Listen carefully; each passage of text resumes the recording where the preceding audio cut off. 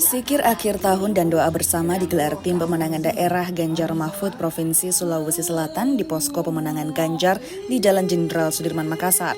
Zikir dan doa ini bertujuan untuk mengajak relawan dan tim pemenangan berdoa bersama untuk kelancaran pemilu 2024. Selain berdoa, kegiatan ini juga jadi ajang konsolidasi dengan tim pemenangan dan memantapkan strategi pemenang di pemilu mendatang.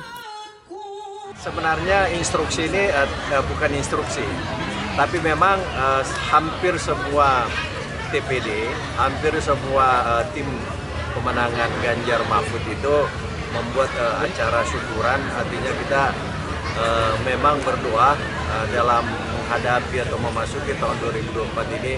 Kita semua masyarakat, warga Indonesia diberikan keselamatan, kesehatan, umur panjang, dan kita melaksanakan pesta demokrasi 5 tahun dan insya Allah tanggal 14 Februari 2024 itu aman, tertib, dan damai. Jadi kita berharap kegiatan ini mencerminkan juga bagaimana sisi-sisi nilai dari Pak Mahfud, nilai religiusitasnya itu tercerminkan dari kegiatan ini, karena selama ini kita sudah turun kegiatan sosial, sudah turun kegiatan kepemudaan. Kali ini kita juga turun dalam kegiatan religi seperti itu. Apalagi kita dalam waktu dekat akan menyambut Pak Mahfud datang.